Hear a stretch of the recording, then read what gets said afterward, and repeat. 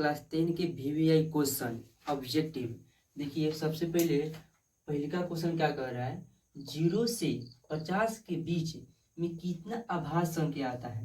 तो आभाज्य संख्या कितना आता है, सबसे पहले एक ट्रिक के माध्यम से हम याद करेंगे। ट्रिक क्या है, यहाँ पे है 44। 44 का अधिक कितना होता है, 22 होता है। और उसके बाद यहाँ पर 32 लिखेंगे। अब 32 का उल्टेंगे तो कितना होगा, पहले 2 आएगा, उसके बाद 3 आएगा, उसके बाद क्या करेंगे 21 लिख देंगे। इसको याद रखना है। इसको आप अगर आप याद रख लीजिएगा तो आप कोई भी अभाज्य संख्या से कितना भी क्वेश्चन उठेगा तो आप बना दीजिएगा। चलिए अब इसको समझाते हैं हम। यहाँ पर देखिएगा, यहाँ पर 1 से लेके 10 तक ले बीच में 4 अभाज्य संख्या है। उसी तरह 20 से लेके 10 से लेके 20 के बीच में 4 अभाज्य संख्या है। यानी कहने का तात्पर्य हमारा, तो 1 से लेके 100 तक के लिए बीच में कितना अभाज्य संख्या आएगा, ये पूरा को जोड़ देंगे तो रिजल्ट हमारा चला आएगा। यानी कितना होगा, 25 होगा। 1 से लेके 100 तक के बीच में 25 अभाज्य संख्या आता है। ठीक है, तो यहाँ पर गिनती करिए कितना कर रहा है, 0 से लेके 50 तक के लिए बीच में। यानी हो गया 10 हो गया, 20 हो गया, 30 हो गया, 40, 50। हमको यहाँ तक संख्या क्या करना है, ऐड करना है। तो जोड़िए तो 4 4 8 और 2 10, 10 2 12, 12 3 15। यानी 1 से लेके 50 तक के बीच में कितना अभाज्य संख्या आ रहा है, 15 आ रहा है। कितना आ रहा है, 15। तो 15 देखेंगे इसमें है कि ना, 15 यहाँ पे 20 है, 25 है, यहाँ पे 15 है। तो ये हमारा राइट आंसर क्या हो जाएगा, 15 हो जाएगा। बात समझ में आ रही है। चलिए अब क्वेश्चन नंबर 2 देखते हैं। क्वेश्चन नंबर 2 क्या कह रहा है, जो 0 से लेके 60 के बीच में कितना विषम संख्या आ रहा है। ध्यान दीजिएगा, यहाँ पर अभाज्य संख्या पूछ रहा था, यहाँ पर विषम संख्या पूछ रहा है। तो देखिएगा ट्रिक देखिए, 1 से लेके 10 तक के लिए बीच में होता है 5 को विषम संख्या होता है। अब 10 से लेके 20 तक के बीच में होता है 5। यानी अब उसी तरह 1 से लेके 100 के बीच में कितना विषम संख्या होता है, 50 होता है। ठीक है, 1 से लेके 100 तक के बीच में 50 विषम संख्या होता है। यानी 1 से लेके 10 5 और 10 से लेके 5, हर एक के पास 5 5 आ रहा है। उसी तरह 60 कर रहा है, तो 60 कर रहा है देखो, मतलब 5 से 6 में गुना कर देंगे, हम रिजल्ट क्या आएगा। हम 5 में 6 से गुना करेंगे, 5 में 6 से गुना करने तो कितना होगा, 6 5 30 हो जाएगा। ठीक है, 6 5 30 होगा। तो ऑप्शन देखिए 20 है, यहाँ पर 25 है, यहाँ पर 30 है। ऑप्शन हमारा सी करेक्ट होगा। ठीक है, अब क्वेश्चन नंबर 3 देखते हैं। क्वेश्चन नंबर 3 क्या कर रहा है, निम्नलिखित में से कौन बहुपद है, कौन बहुपद है। तो ऑप्शन देखते हैं। तो देखिए बहुपद होने के लिए कंडीशन है, कुछ कंडीशन का फॉलो करेगा तब है ये बहुपद कहलाएगा, नहीं तो नहीं कहलाएगा।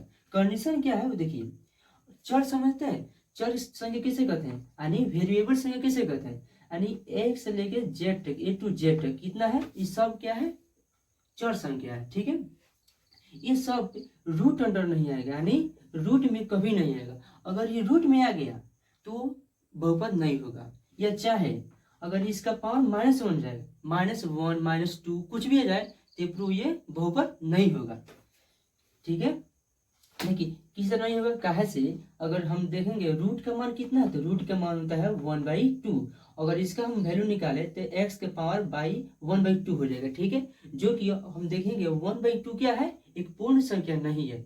पूर्ण संख्या कहने का तात्पर्य है, पूर्ण संख्या किसे कहते हैं, पूर्ण संख्या एग्जाम्पल लीजिएगा 0 से लेके 1 2 3 अनंत तक होता है। ये बताइए 1/2 पूर्ण संख्या में आता है, नहीं आता है।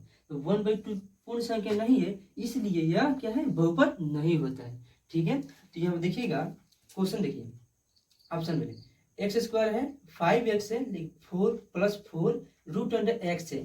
तो √x से चलते ये क्या होगा, बहुपद तो नहीं होगा, क्या √x है, यानी चर का वो रूट में नहीं आएगा।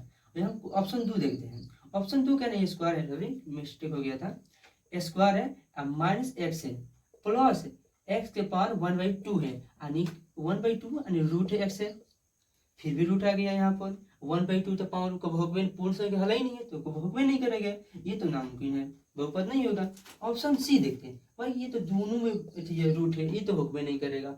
अब बच क्या गया हमारा डी, तो जब तीनों गलती है तो आंख मूंद के मार देना, ये भी सही होगा। देखते हैं √2 है। √2 मतलब अचर संख्या रूट में आ सकता है, लेकिन चर संख्या रूट में कभी नहीं आ सकता है। एक्स स्क्वायर है, ठीक है, खुला है। और √3 ठीक है। यहाँ पर एक्स क्या है, रूट में नहीं है, ये इसके रेंज से क्या है, अलग है, ये रूट में नहीं है। अब प्लस √6 है, √6 है, ये भी रूट में अचर संख्या रूट में आ सकता है। तो ऑप्शन क्या होगा, डी करेक्ट होगा, करेक्ट होगा, नहीं सही होगा। तो देखिए क्वेश्चन, अब आई होप क्या समझ गए होंगे। अब देखिए क्वेश्चन नंबर 4 क्या कर रहे हैं, यदि माध्यक और बहुलक क्रमशः, यानी माध्यक का मान कितना दिया है, 20 दे दिया है, और बहुलक का मान कितना दिया है, 10 दे दिया है। तो हमको क्या करना है, माध्य क्या होगा इसका ज्ञात करना है। हमें इसका सूत्र की जानकारी है आपको। माध्यक बराबर होता है बहुलक प्लस 2 माध्य होता है, ठीक है। यहाँ पे देखिएगा माध्यक कितना दिया है, 20 दिया है, ठीक है। 3 गुना 20 बराबर बहुलक का कितना दिया है, 10 दिया है, 10। और आपको क्या करना है, माध्य ज्ञात करना है, एंड 2 माध्य क्या करना है, ज्ञात करना है, ठीक है। यहाँ पर गुना करने कितना होगा, 20 तिहाई 60 हो जाएगा। इसको अगर इस वर्तु इधर लाते हैं तो कितना होगा, 10 हो जाएगा, और 2 माध्य हो जाएगा, ठीक है।